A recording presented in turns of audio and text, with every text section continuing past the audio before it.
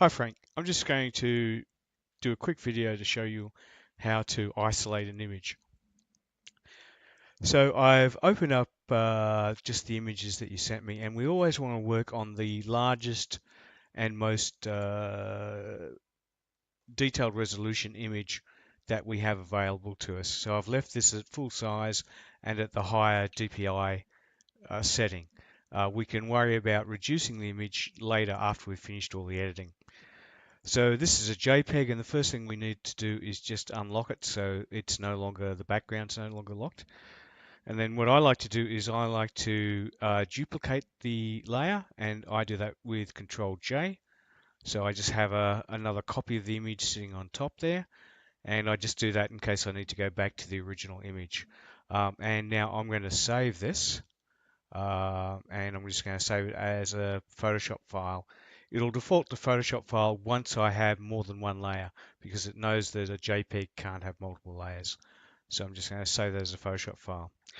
Right, so what we're looking at is masking, and you've probably come across masking before, and the one that we use most often in Photoshop is what's called just either layer masking or bitmap masking. So if I just hit the layer button there, I've put a layer mask on this, and if I draw on the layer mask with black, grab my brush uh, and go to and make the color black. If I draw on the layer mask, and I know I'm drawing on it because the little angle brackets around there, then I basically just start making that transparent. And that's fine for a lot of cases, but it's not useful in what we want to do because it's too hard to gauge the edge between the object that we want to keep and the background we want to get rid of. So that's not a good way of going. So what we're going to do instead is do what is the other type of mask that Photoshop uses, which is called a, oops, which Photoshop, I don't know what I did then. I must have accidentally scrubbed onto the image. What we're going to do instead is use the other type of mask, which is called a vector mask. And this is where we have an image that's fairly straight lined, and it's difficult to, from color, to select the background. So what we do is we grab our pen tool, and that's it just there. And then we come up here and we make sure we're not drawing a shape, we are drawing a path. So we select path there, and we come here. I'm just zooming in a little bit so I can see what I'm doing. And I'm going to start over here.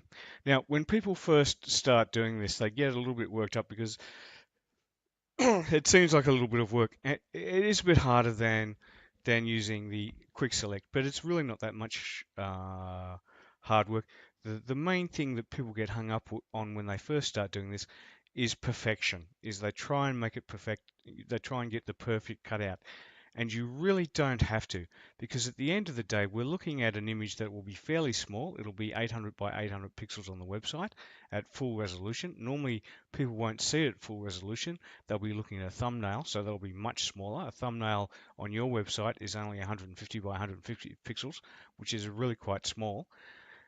And it's a white object on a white background. So while I'm not suggesting that we ever do sloppy work, I'm just saying we don't need to be perfect.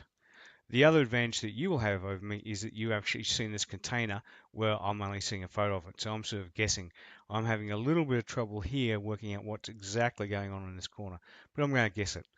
So the two types of motions that we can make with the pen are just click and release, and then go to the next point, and then click and drag. And we use click and drag when we want to curve. So I'm just going to do this quickly, and you can see it doesn't take very long at all. And the other thing is, when you've done, say, 2 or 3 of these, you start to get really good at it. So I've clicked and released, clicking and release, and I think this comes out here, clicking and releasing, clicking and releasing. And now I'm going to go to the middle here, and I want to curve because I want to follow the curve of the top of the lid. I'm going to click, and holding down, I'm dragging, and you can see there that I'm starting to get there. That's pretty good. So you can see there I've got that curve going up there, And now I'm going to just click over here on the other side, and that completes the curve. Then this is where I'm having a little bit of trouble seeing. Goes down there, and I think we nip in there, and then it's a straight edge all the way down there. So just going to find the bottom, and then we're going to go to the middle here, and this is going to be, again, a click and drag, and I'm dragging the curve out till it's looking good, about there. And now I'm just going to click here, making sure that I get the little O coming up near the pen, which says closing the selection. So click there, and yep, that looks pretty good. So we'll start with that, and I'm just going to come up here to Layer, and then under Vector Mask, I'm going to say use the current path to make a vector mask, and it'll do that, and you can see it's used that path to cut out the image. Now I'm just going to shove another layer under there, and this is just so I can see what's going on. I'm going to use Pretty Blue, and I'm just going to fill that layer, not this layer, but the layer underneath it, with blue, just to see how my cutout looks. And to me, that looks pretty good. Now, obviously, I know here I don't have exactly what's going on, and down here I may have truncated the bottom of the jar a little bit. Really, though, I don't think it matters, because people who are looking at the website are not looking at it zoomed in. They're going to see a much smaller image. They're going to see it much, much more like that.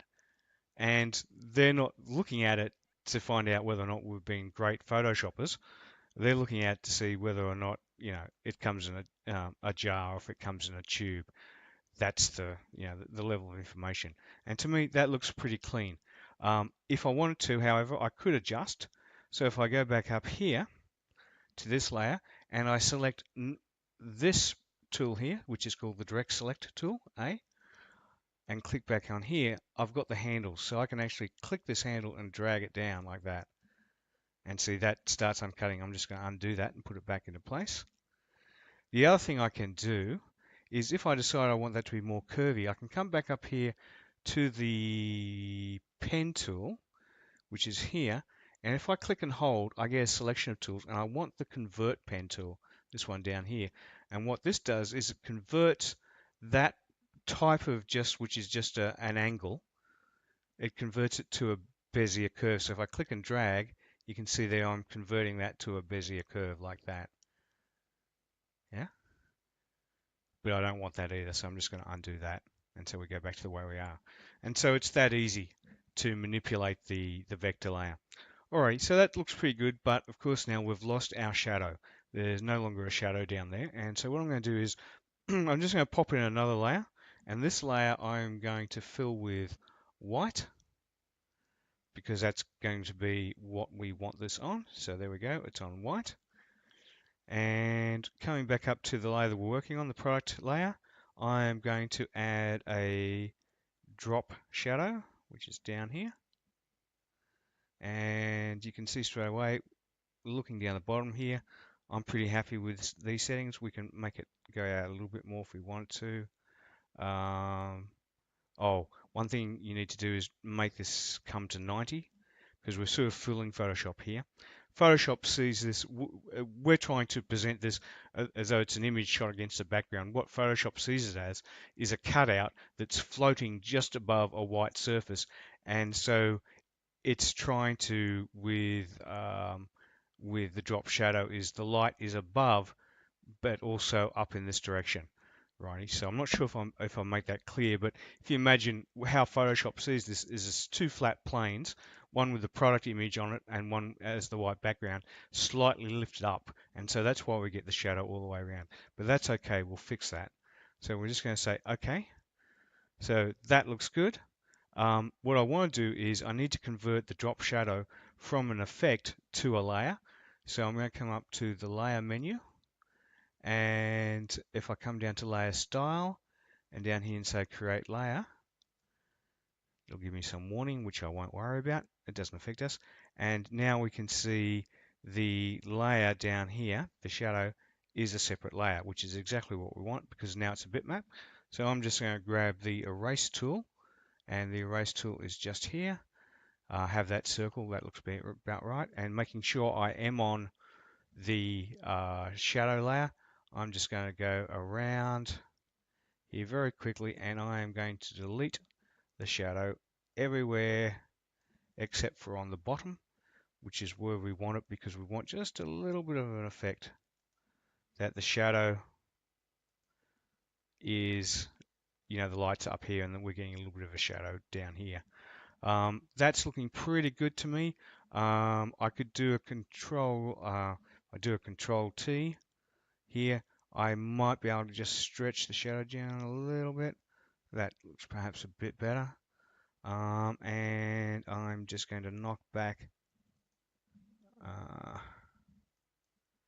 Yeah.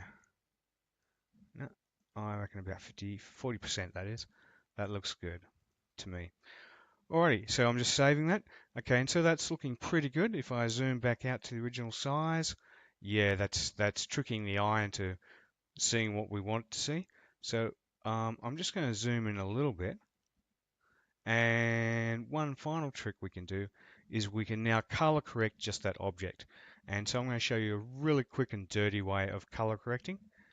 And so we just make sure that layer is selected, and we come down here to our adjustments icon, and we're going to select curves, which is just here. Alrighty, and we're going to do the auto. But before we do auto, by pressing, I'm on a Windows PC, so pressing down Alt and clicking on auto, I get the menu. And so what I find works best for this sort of product work is I say, let's find light and dark colors and snap to neutral midtones and say, okay, and we're looking even better. And now on the curve, and this is just a little bit by eye, I'm just going to grab the curve and just keeping an eye on it, bring it up. There we go. And that's just to my eye, it's a little bit whiter. So I hit save, and that's all looking great. And so now you've already seen this in the video, but since I'm here, I'm going to show you. Let's start reducing this. So Control Alt I brings up the resizing tool. I'm just going to click off the keep ratio. And the first thing is I need to get this down to pixels per inch. I'm sorry, I actually skipped that step in the last video. So DPI is dots per inch. It's all very imperial, but it's how the numbers are stated. I'm going to cut that down to 72, and then I want the width and the height to 800, so that's good. Click that, and it's applied the whole image. I'm going to save that, and now I'm going to go back to export for web legacy. I'm going to make sure the preset I have selected is JPEG high. I'm going to check down here, that's sub 3K, sub 30K. It's actually a little bit smaller than it was before, and that's because we've got rid of all that yellowish gradient in the background. It's just a pure white background, so it's a bit smaller. That's perfect. I'm going to do save, and it's come up with the same one. So I'm just going to put -2, hit save, and it's done. It's that easy. As I said, Frank, please give the isolation a go. People do get a little bit scared of it, and it's just because it can look like it's going to be very finicky. But as you can see, I mean, I didn't really spend any time worrying too much about what was going on in these edges, because when you shrink that down, it's really hard to see what's going on there anyway. I certainly had trouble seeing exactly what was going on from your photo. And, at the end of the day, we want an image that looks good, but it doesn't have to be perfect, because we're just giving people an indication of what their product might look like. We're not saying this is the exact thing that you get, down to every fine detail of the actual packaging. Alrighty, hope that helps. If you've got any questions, just drop me a line. Thanks, Frank.